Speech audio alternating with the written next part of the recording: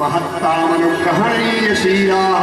जब आकर के वो गंगा के तट पर बैठे तो उनके बैठते ही सारे ऋषि मुनि वहां पर अत्रि, वशिष्ठ, स्वयं, च्यवन ऋषि, शरद्वान ऋषि, अरिष्टनेमि, भृगु, अंगिरा, पराशर, विश्वामित्र, परशुराम, इंद्र प्रमद, मेघादित्य, देवल, भरद्वाज, गौतम, सारे अगस्त्य ऋषि, भगवान व्यास, नारद, सब के सब गंगा तट पर आ जाते हैं और ये कहते हैं अहो वयम धन्य तमाम नृपाणाम, समस्त राजाओं में मैं सर्वश्रेष्ठ हूँ, क्योंकि हमारे सामने इतने ऋषि मुनियों का समागम हमारे अपने आप हुआ। सारे ऋषि मुनि आकर के यहाँ पे विराजमान हो गए हैं। इससे बड़ी भाग्य क्या हो सकती है। सबको प्रणाम करते हैं, सबका चरण धोते हैं, चरणोदक लेते हैं। उसी समय क्या होता है, तत्राभवत् भगवान व्यासपुत्रो यदृच्छया गामटमानो नपेक्षा अलक्ष्यलिङ्गो निजलाभतुष्टो वितश्वबालैरवधूतवेषा। उसी समय स्वच्छंद विचरण करने वाले, बहुत ही सुंदर रूप वाले भगवान व्यासपुत्र श्री सुखदेव जी महाराज आ रहे हैं। उनके पीछे पीछे छोटे छोटे बच्चे नंगा बाबा नंगा बाबा नंगा बाबा कर रहे हैं। उनके कांति को, उनके स्वरूप को देख करके महिलाओं को लग रहा है कि साक्षात कामदेव प्रकट हो रहे हैं। वो भी पीछे पीछे चल रही हैं। बच्चे समझ रहे हैं कोई पागल बाबा है। और जैसे ही वो वहां पे पहुंचते हैं, सारे जो ऋषि मुनि थे सब खड़े हो गए और राजा परीक्षित के अतिथि रूप से पधारे हुए सुखदेव जी को सिर झुका करके प्रणाम किया, उनकी पूजा किया। जैसे पूजा किए तो जो स्त्रियां और बच्चे उनके पीछे पीछे नंगा बाबा कर रहे थे। अरे हम तो इसको पागल समझ रहे थे, इसको तो सारे ऋषि मुनि प्रणाम कर रहे हैं। महिलाएं भी जल्दी से भागी, कोई देख तो नहीं लिया हम लोगों को, भागो भागो भागो भागो। हम समझ रहे थे कोई पागल जा रहा है, ये तो ऋषियों के भी ऋषि। उनको प्रणाम किए, सुखदेव जी आरती किए, वंदन किए। कहते हैं अहो अद्यवयं ब्रह्मण सत्य सेवया छत्र बंधवः कृपया रूपेण भवते तीर्थता कृता। परीक्षित ने कहा ब्रह्म स्वरूप भगवान आज हम बड़भागी हुए, क्योंकि अपराधी क्षत्रिय होने पर भी हमने एक अपराध किया, एक ब्राह्मण का अपमान किया। लेकिन अपराधी होने पर भी मेरा कितना सौभाग्य कि साक्षात व्यासपुत्र भगवान सुखदेव जी, समस्त ऋषि मुनि जी इस गंगा जी के तट पर आकर के पधारे और प्रणाम करके एक प्रश्न करते हैं। परीक्षित जी क्या कहते हैं, अतः पृच्छामि संसिद्धिं योगिनां परमं गुरुं पुरुषस्येह यत्कार्यं म्रियमाणश्च सर्वथा। हे गुरुदेव, सुखदेव जी को ऊंचे सिंहासन पर बैठाते हैं, आरती करते हैं, चरणोदक लेते हैं कि हे प्रभु, एक जो म्रियमाणस्य है, जो मृत्यु के नजदीक व्यक्ति बैठा है, उसके क्या कर्तव्य है वो हमें बता दीजिए। जो मृत्यु को गोद में बैठा हुआ है तो वो प्रश्न उन्हीं के लिए नहीं है, हम सब के लिए है, क्योंकि हम सब लोग मृत्यु के गोद में बैठे हुए हैं। परीक्षित जी एक ऐसे हैं जिनको गारंटी थी कि 7 दिन के पहले नहीं मर सकते हैं। उनके अलावा कोई इस जगत में नहीं है जो अपनी मृत्यु की तिथि की घोषणा कर सके। तो हम लोग भी म्रियमाणस्य हैं। तो पूछते हैं जो म्रियमाणस्य हैं उनके कर्तव्य क्या हैं, और जैसे ही वो पूछे प्रसन्न हो गए सुखदेव जी। क्यों प्रसन्न हो गए? बोले राजन, तुमने जन कल्याण के लिए प्रश्न पूछा है। ऋषि मुनि जो महर्षि होते हैं वो कब खुश होते हैं? आप स्वयं के लिए कोई प्रश्न पूछेंगे वो खुश नहीं होंगे। ऐसा प्रश्न जिससे लोक कल्याण है, जगत कल्याण है, उससे वो प्रसन्न हो जाते हैं। तो कहते हैं कि तुमने ऐसा प्रश्न पूछा है जो लोक कल्याणकारी है। और जब सुखदेव जी बोलना प्रारंभ करते हैं तो उनके मुख से क्या निकला जरा सुनिएगा। वरीयान एसते प्रश्न तो लोकहितं नृप आत्मविद सम्मत पुंसां श्रोत्र व्याधिषु परः। पहला शब्द उनके मुंह से वह निकला, वरीयान। और जो वह शब्द है ना, ये ब्रह्म बीज है, ब्रह्म बीज। रामचरितमानस का शुरुआत पता है कहां से हुआ है? रामचरितमानस का पहला शब्द वर्णानाम रथ संघारा, वह से प्रारंभ हुआ। समाप्त कहां हुआ है पता है? मानवाह। रामचरितमानस का अंतिम अक्षर व, पहला अक्षर व, सुखदेव जी के मुंह से निकला व, वरी से जो वह शब्द है ये ब्रह्म बीज है, वह शब्द ब्रह्म बीज है। तो जो ज्ञानी होते हैं उनके मुंह से हमेशा वह ही पहले निकलेगा। सुखदेव जी कहते हैं राजन, तुमने लोक कल्याण के लिए यह प्रश्न पूछा है, बहुत ही उत्तम प्रश्न है, क्योंकि यहाँ पे मनुष्यों के लिए जितनी भी बातें सुनने स्मरण के लिए कहा जाता है, कीर्तन करने के लिए कहते हैं, तो उन सब में श्रेष्ठ यह है कि आत्मज्ञानी जो महापुरुष हैं वे अपने स्वरूप को जान जाए, यही सर्वश्रेष्ठ है। राजेंद्र, जो गृहस्थ घर के काम धंधों में उलझे हुए हैं, उनका सारी उम्र यूं ही बीत जाती है, नींद में बीत जाती है, स्त्री संग में कटती है, और दिन में हाय हाय कुटुंबियों के बीच भरण पोषण में समाप्त हो जाता है। मृत्यु का ग्रास देखते हुए भी उनको अपनी चिंता नहीं होती है। तुम धन्य हो कि तुम्हारे पास 7 दिन है, क्योंकि खटवांग नाम के राजा थे, उनके पास केवल 2 घड़ी का पल था, और 2 घड़ी में ही उन्होंने ईश्वर को प्राप्त करके अपने आप को स्वस्वरूप में प्राप्त हो गए थे, अपनी मुक्ति कर लिए थे। क्यों? कि जाने बिन होई पर प्रीति, अब बिन पर प्रीत होई नहीं प्रीति। भगवान जो मरणासन्न है, मरणासन्न के कार्य क्या है कि भगवान के कथा श्रवण में, चिंतन में, मनन में लगे। क्यों लगे? क्योंकि हमें वो गति मिलती है जो हमारी अंतिम समय मति होती है। श्रीमद् भागवत कहता है कि अंतर्मति सा गति भवेत्, अंत समय में हमारी आपकी जो मति होगी वही भगवान हमें आपको गति देते हैं। अंत में जो मति होगी वही भगवान गति देंगे। तो यदि अंत में मति हमारी भगवान के नाम की है तो मति है तो गति भी भगवान की मिलेगी। लेकिन बाबा तुलसीदास जी कहते हैं कि जन्म जन्म मुनि जतन कराही, अंत राम कही आवत नाहि। जन्म जन्म मुनि जतन कराही, अंत राम कही आवत नाहि। जन्म जन्म से जतन करिए, लेकिन अंतिम समय में राम का नाम जल्दी निकलता नहीं है।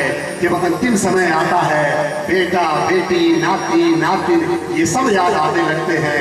बड़े सौभाग्यशाली होते हैं वो लोग जिनके अंतिम समय में भगवान का नाम निकल जाए। तो बोलते हैं कि अब करें क्या जिससे हमें भगवान का स्मरण बना रहे और उनको स्वरूप को प्राप्त करें।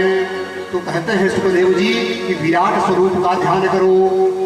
जित श्वासो जितासनो जित श्वासो जित संगो जितेंद्रिय।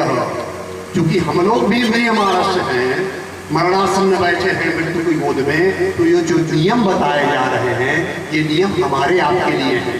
ये मत समझना कि वो सुखदेव जी परीक्षित के लिए बता दिए, कि हमारे आपके लिए बताया जा रहा है कि यही कार्य हमें आपको भी करना है। क्या करना है? भगवान का चिंतन मनन करना है, उनको लीलाओं को श्रवण करना है। तो कैसे करना है? तो जितासनो जित श्वासो जित संगो जितेन्द्रियः, स्थूले भगवतो रूपे मनः संधारये धियः। सबसे पहले आसन को जीतिए। आप पहले बैठना सीखिए। जिस आसन में आपको आराम मिलता हो उस आसन में बैठे। आसन को पहले जीतिए कि आसन में बैठने से आपको सुख मिले। चाहे वज्रासन हो या पालथी मार के बैठना हो, जिस पोजीशन में आपके शरीर को सुख मिले उस पर बैठने की आदत डालिए। काफी देर तक ऐसे बैठेंगे, ऐसे में दर्द हो रहा है ऐसे बैठे, पैर को मोड़कर बैठे। आसन को पहले सिद्ध कीजिए, उसके बाद जित श्वासो, अपनी सांसों को आप सिद्ध कीजिए। इसी को बोलते हैं प्राणायाम। प्राणायाम परमं बलम, क्योंकि श्वास का संबंध मन से है। आप ध्यान दीजिए, किसी को गुस्सा आता है तो सांसें तेज हो जाती है। इसका मतलब सांसें अगर सामान्य है तो गुस्सा आएगा ही नहीं। सांसों को कैसे सिद्ध करना है उसका उपाय बता रहा हूं। कम से कम प्रतिदिन आप 5 मिनट, 2 मिनट, 1 मिनट निकाल लीजिए घर पे, पूजा के समय निकाल लीजिए। सांसें कैसे सिद्ध होती हैं, उससे बड़ा कोई बल नहीं है। सांस वाले जो सिद्धि थे वही, उनको कोरोना काल में कोई समस्या नहीं हुई है। आप देखते होंगे, हम कथा प्रारंभ करते हैं तो लंबी सांस लेकर के मैं ओम का उच्चारण करता हूँ। कभी कभी मेरा ओम 30-30 सेकंड तक चलता है, सांस ही नहीं दिखती है। तो सांसों को कैसे सिद्ध करेंगे? आप ऐसे हाथ हृदय के पास करेंगे, जिस गति से आप सांस ले रहे हैं उसी गति से छोड़िए। हम आप क्या करते हैं, सांस को जल्दी लेते हैं और फिर छोड़ते हैं धीरे धीरे। तो जो सांस का आने का है समय, वही जाने का समय, भले ही 5 सेकंड आना, 5 सेकंड जाना। जिस गति से सांस ऊपर ले रहे हैं उसी गति से नीचे छोड़ना है। यह है सांस का सिद्धि। फिर क्या करना है? जित संग, अपने संगतियों को, संगति हमारी कौन है, साथी कौन है? हमारी इंद्रियां। इनको जीतना है। इंद्रिय रूपी घोड़े जो हैं वो हमारे अनुसार चले, हम इंद्रियों के अनुसार नहीं चले। तो जित श्वास, फिर जितेंद्रिय, इंद्रियों को जीतना है, संगति अच्छी बनाना है। तो जब ये चारों हो जाएंगे तो अपने मन को भगवान के विराट स्वरूप का ध्यान करना है। विराट स्वरूप का अर्थ है ये जो जगत हमें दिख रहा है ये भगवान का विराट स्वरूप है। तत्व के पुरुष कैसे वर्णन करते हैं कि जो पाताल है वो भगवान के तलवे हैं, उनकी एड़ियां हैं, पंजे हैं, रसातल है, दोनों गुल्फ एड़ी के ऊपर की जो गांठें हैं महातल है। तो विश्व मूर्ति जो भगवान है, पद पाताल शीस अजधामा, जो उनके घुटने हैं सुतल है, जांघें वितल हैं और अतल है, पेड़ू भूतल है। तो उनके जो नाभि सरोवर है, नाभि रूप है वो सरोवर आकाश है। इस तरह से संपूर्ण जगत को भगवान के विराट स्वरूप में देखना। जो दिशाएं हैं सप्त है, श्रवणेन्द्रिय हैं, हर जगह आप भगवान को देखिए कि जगत की जो अद्भुत संरचना है, सूर्य चंद्रमा का संतुलन कौन कर रहा है, फूलों में रंग कौन दे रहा है, जो इतनी सुंदर चित्रकारी है कि फूलों को अलग अलग रंग दे रहा है, पशु चिड़ियों में, पक्षियों में कौन ये उनके पंखों में रंग दे रहा है, मोर के रंगों में, मोर के पंख में कौन रंग भर रहा है, बालक के जन्म में उसको भोजन कौन दे रहा है, जो दूध का संचार हो रहा है वो कौन देने वाला है, तो सारा का सारा भगवान कर रहे हैं, सब कुछ उन्हीं का रूप है। ऐसा विराट स्वरूप का आप ध्यान करिए। नहीं हो पाता तो सूक्ष्म स्वरूप का ध्यान करिए। आप मानिए कि हृदय के अंदर भगवान है, सूक्ष्मतम रूप लेकर के उनका ध्यान करिए। वो भी नहीं हो पाता तो सगुण साकार का ध्यान करिए। कोई मूर्ति ले लीजिए, घर पे लगा दीजिए, उनके आप चरणों से देखना प्रारंभ कीजिए और धीरे धीरे आंख को ऊपर उठाइए और उनके इस क्षेत्र पे जाकर के आंख को रोक दीजिए। आप कोई भी मूर्ति, गणेश जी हो, राम जी हो, शिव जी हो, माता जी हो, जो भी हो, आप प्रयास कीजिए। सगुण साकार में आप चल रहे हैं, मूर्ति प्रतिष्ठित कर लीजिए, उनके पैरों से देखना शुरू कीजिए और धीरे धीरे ऊपर उठकर के इस क्षेत्र में जब आप आए तो रुक जाइए, आंख को रोक दीजिए और दिव्य स्वरूप में उनके इस क्षेत्र को आप देखिए। आप लगातार 1 हफ्ते कीजिए, देखिएगा भगवान के होठों का साइज आपको बदलता हुआ दिखेगा। किसी दिन वो मुस्कुराते हुए आपको दिखेंगे, अलग अलग साइज का। आप नाप लेना स्केल लेकर के, आपको उनके होठों को साइज में अंतर दिखेगा। आप जो प्रश्न मन में लेंगे उसका उत्तर उनकी मुस्कान आपको दे देगी, उनका चेहरा आपको उत्तर दे देगा कि अमुक कार्य होने वाला है कि नहीं होने वाला है। लेकिन भाव आपका प्रेममय होना चाहिए। तो सगुण साकार का भी ध्यान कर सकते हैं। इस प्रकार से भगवान का ध्यान करने को बताया। अब परीक्षित कुछ सृष्टि विशेष प्रश्न पूछते हैं सृष्टि से संबंधित, कि हमारे मन में है भगवान ये जानने की इच्छा है, आप सर्वज्ञ हैं, परम है, पवित्र हैं, कि भगवान ने अपनी माया से सृष्टि की रचना कैसे किया, भगवान ने कैसे ये रचना किया, ये हमें आप बताइए।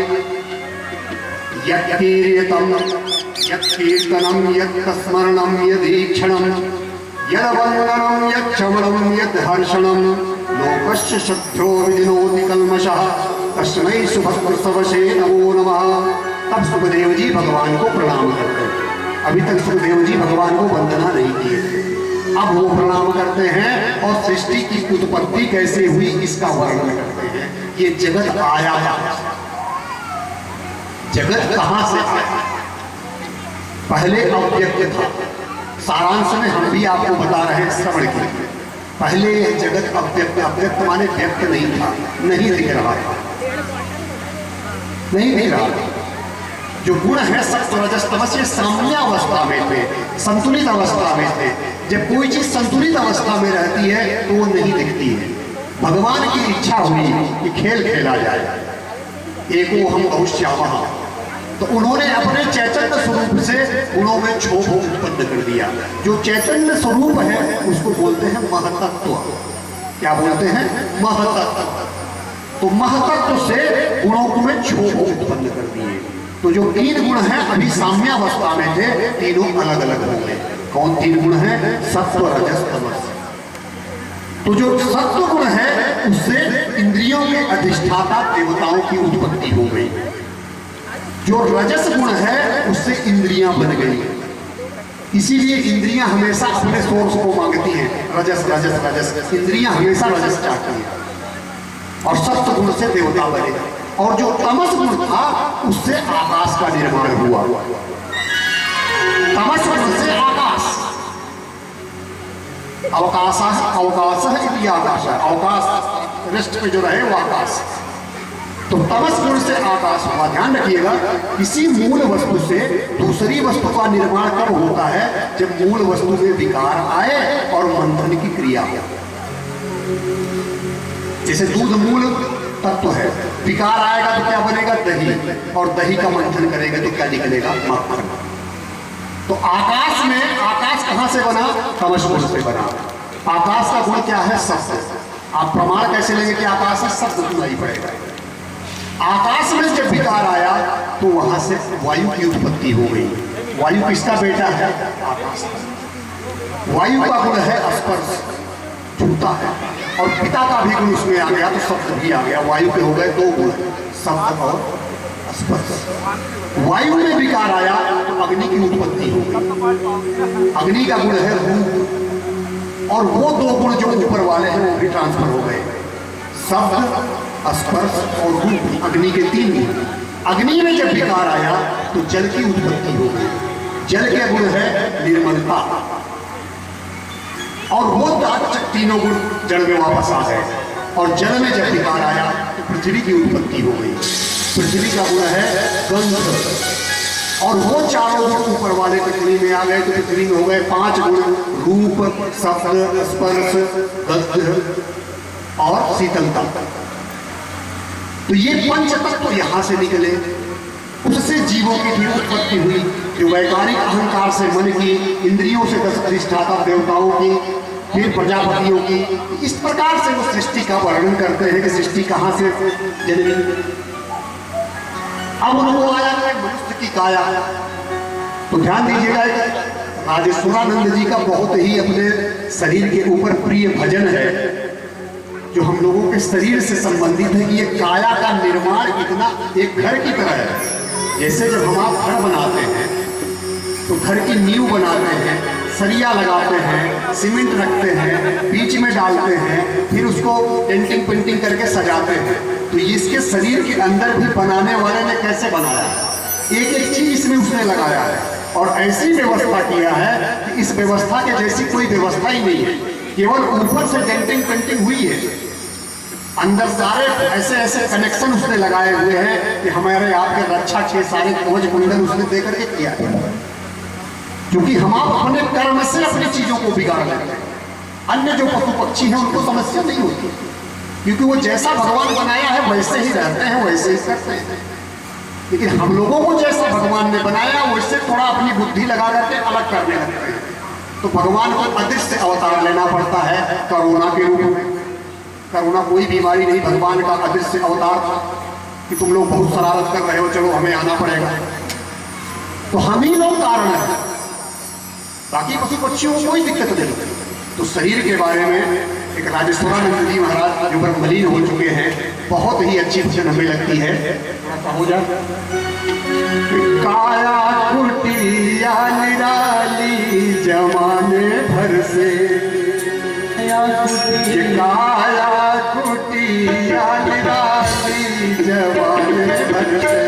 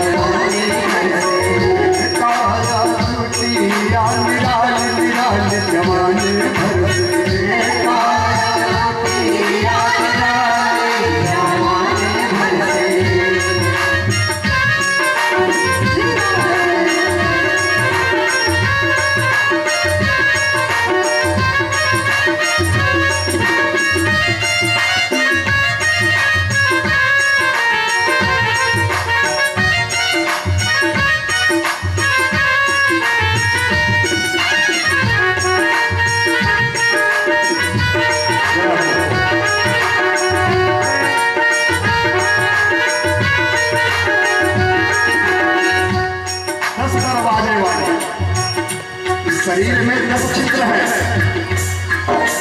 गीता में लिखा गया है कि 9 चित्र, 9 हमें आपको दिखेंगे, दो नाक, 2 कान, 2 आंख, 1 मुंह, 7 और 2 नीचे, 1 मूत्र द्वार और 1 गुदा। ये 9 चित्र है। एक VIP गेट है, यहाँ है, इसको बोलते हैं ब्रह्म कलश। ये बहुत VIP होगा, वही यहाँ से आएगा और वही यहाँ से जाएगा। बाकी शरीर के अंदर प्राण इन्हीं 9 में से 1 से आता है और इन्हीं 9 में से 1 से जाता है।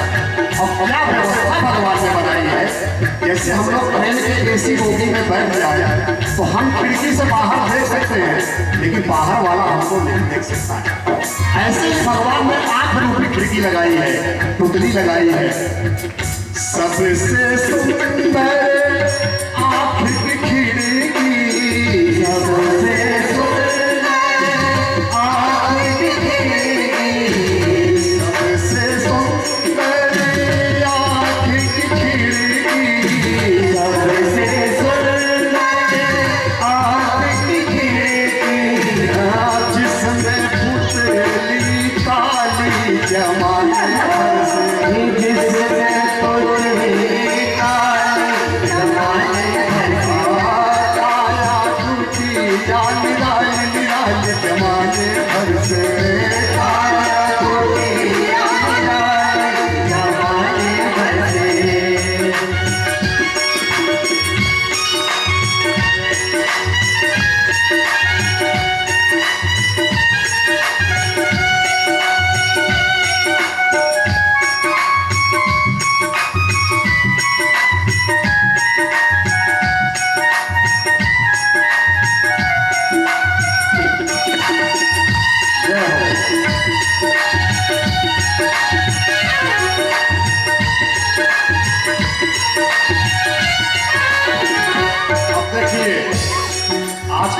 घंटी कहीं और तेरी फोन की बजती है, दूसरा भी व्यक्ति उठा लेता है।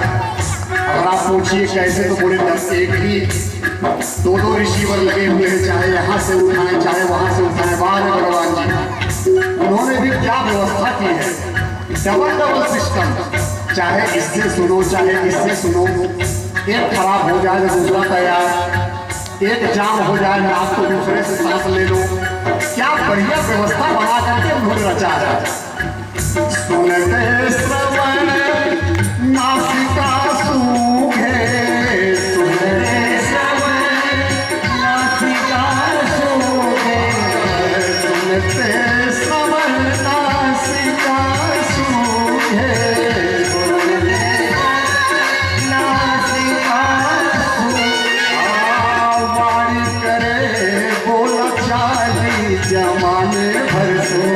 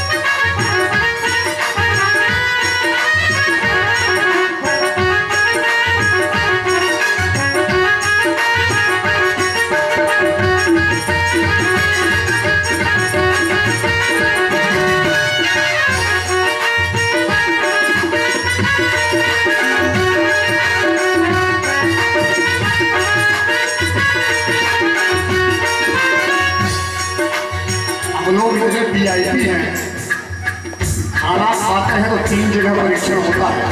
अब आप समझिएगा हमसे बड़ा VIP कौन है। जैसे आप हवाई जहाज यात्रा करें तो एयरपोर्ट में 3 जगह चेकिंग होती है। शरीर के अंदर भोजन जाता है, 3 जगह चेकिंग होती है। पहले हाथ चेक करता है, गर्म है कि ठंडा, गर्म है तो हाथ जाने नहीं देगा अंदर। अगर हाथ में पास कर दिया खाने को भेजो तो जब यहाँ पहुँचेगा तो नाक पे सूंघ करके पता लगाएगी। अगर नाक में अच्छा सुगंध नहीं आई तुरंत बाहर कर देगी, फेल हो गया। चलिए नाक ने भी पास कर दिया, अब जीभ उसका परीक्षण करेगी कि अंदर भेजने लायक है कि नहीं है। तो जीभ भी परीक्षण कर लेगी तब भोजन कर जाएगा। इतनी बड़ी वीआईपी हो लेना लेना ये करते हैं, लेना लेना ये करते हैं, लेना लेना ये करते हैं, लेना लेना चाल चले मतवाली जवानी भर से, चाल चले मतवाली जवानी भर से, जवानी भर से आया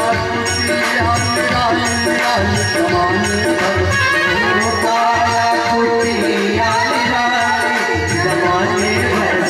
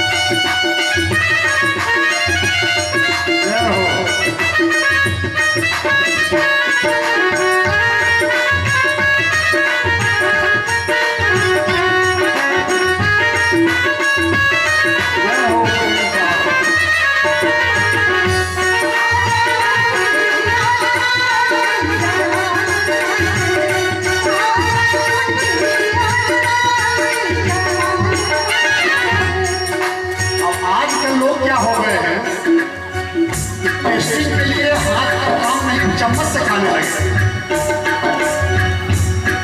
महाराज जी गए किसी बड़े आदमी के यहाँ सामान्य व्यक्ति थे,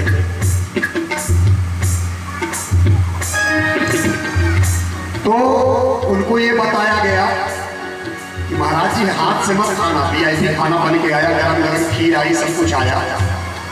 तो बोला गया महाराज जी थोड़ा सा बड़े लोगों के यहाँ आए हैं तो बड़े लोगों जैसा लगना चाहिए, नहीं लगना चाहिए कि महाराज जी ऐसे ही है, अभी पूरा पाषाण काल से चले आ रहे हैं। तो बोले भैया करना क्या है? बोले चम्मच उम्मच से खाना।